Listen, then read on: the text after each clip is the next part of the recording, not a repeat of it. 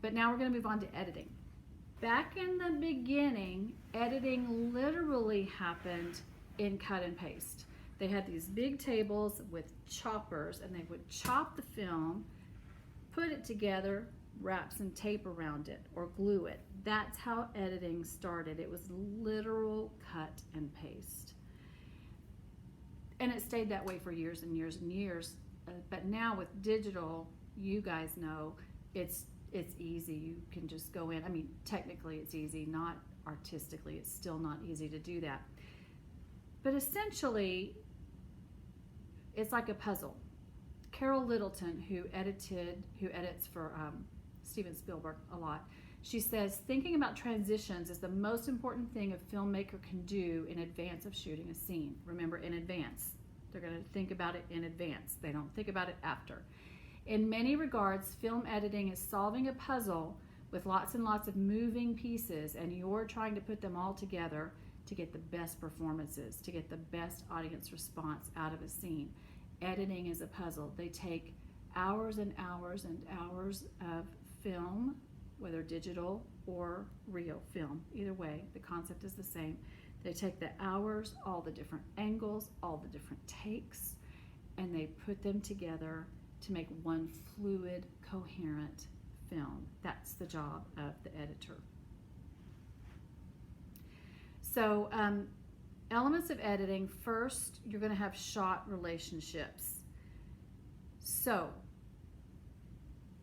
Kuleshov did a really great experiment. Russian filmmaking, very important, right? Back in the first half of the century.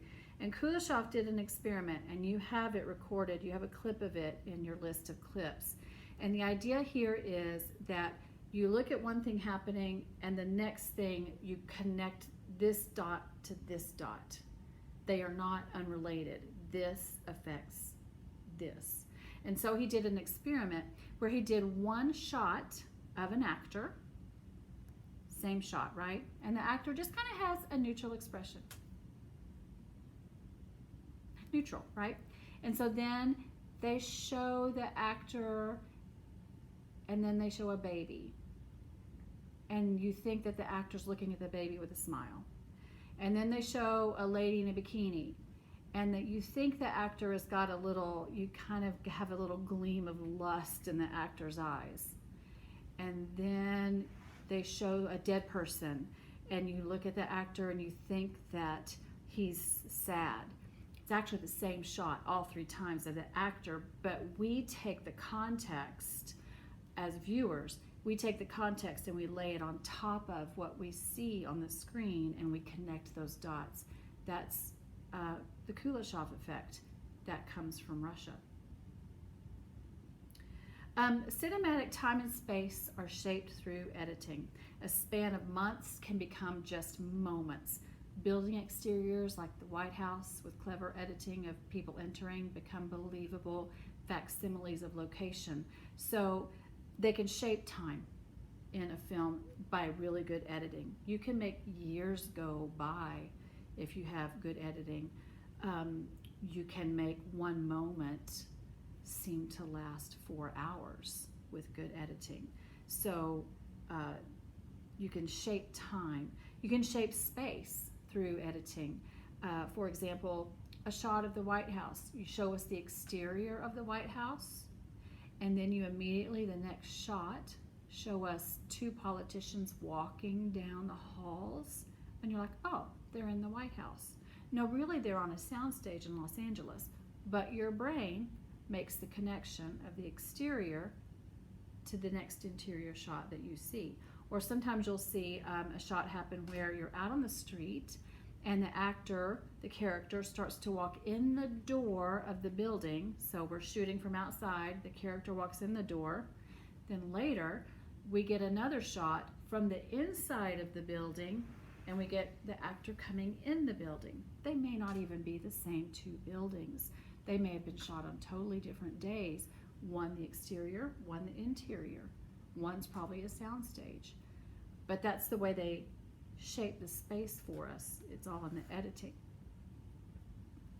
The Soviets, again, we're back to the Russians, early 20th century, also came up with something called the montage. We are so familiar with montage now, but at the time, it was very, very revolutionary. Eisenstein makes the first montage, and it's Russian Revolution, and you've got soldiers at the top of the stairs, and you've got revolutionary peasants at the bottom of the stairs, and they're all sort of starting to come together, and they'll shoot the Russian soldiers, then they'll shoot the peasants, then they'll show you this mother with a baby in a stroller, and then they'll show you the soldiers, and then they'll show you the peasants, and then they show you the mother with the baby in the stroller, and then they show you some person who gets stabbed, and it just keeps going back and forth all over the place. So you're watching this whole thing happen, but you're watching it from different angles at different times. It's all the same time, but it's from different perspectives, and that is montage. And Eisenstein was the first one to do that as well. We take montage for granted now. Every time someone needs a makeover in a movie, it's a montage. All right, editing also resolves rhythm and tempo. You can have really long takes that can take minutes, solid, hardly any breaks. The Birdman with Michael Keaton that just came out 2 or 3 years ago is one that did this. Very, very, very few cuts, and the cuts that they did have were very cleverly hidden. If you watched The Haunting of Hill House, there's an episode, a funeral episode, that was shot almost completely in one take. There's a really fascinating making of video on that you can see online, where they showed how they built the two sets, the modern funeral home and the memory haunted house. They built them together and then planned, choreographed all of the changes so that as they walked down the halls, the cameras could just follow them from one to the other without ever having to turn the cameras off. The danger of a long shot is that it can become a little show-offy. If you're not careful, if it doesn't serve the story to have it shot that way, then it becomes one of those things where you're just like, yeah, it's a great big long shot, but what's the story? So you do have to be careful as a cinematographer / editor / director, all those people working together, to be sure that if you're going to do a long shot, it really does serve the story. But when they work well, they have so much impact. So you can have long shots, that's the long shot. Then you can have extremely, extremely short boom shots. And of course you can have everything in between. So a long shot may ratchet up the tension a little bit. A short shot is going to ratchet up the rhythm so that your heart starts pounding faster out of just rhythm, moving faster, faster, faster, faster. And there's some clips in your assignment today that show you some long versus some short. Then modern day, you get to elliptical editing and montages, and this is where they can really move the story along. Big chunks of time can be condensed into basically one rock and roll song. Okay, so Rocky is training in Philadelphia. He's gonna fly high now, and he's gonna run up the steps of the museum and do his hands like this, and he's gonna beat giant slabs of beef hanging in the refrigerator of the warehouse. All these things are happening. They're happening with song. It actually shows you months of training that he's going through in less than 3 minutes. That's the beauty of the montage. So when they want to show us something like that, but they don't want to show us months of it happening, montage. Okay, so cuts are literally, like I said, back in the old days, a cut was literally a cut in the film. Now we use that more to just talk about how we're going to take this piece and put them together, and that's the cut, right? Sometimes it's just a sharp, clean cut. There are things called a fade, where the picture just fades to black. There's dissolves. There's a wipe, which basically takes the picture and moves it over like this. And then there's the iris. James Bond is probably the most famous example of the iris. It's in all the opening credits of James Bond, but it looks like a little thing that goes like this, in and out, boom. And it literally used to be the cinematographer shutting the iris down on the camera. Now we do it with a special effect. Continuity editing is its own special skill set. And this is where they take all of those different cuts and make sure that, for example, if someone was wearing a piece of jewelry here on this shoulder on day 1 of filming a scene, that on day 8 of filming, they haven't moved the jewelry over to this shoulder. This is where they make sure that if the bangs are swept to this side on one day of filming, that they're still swept to this side and not this side on another day of filming. A really great story, just the Independence Day, the movie Independence Day with Will Smith.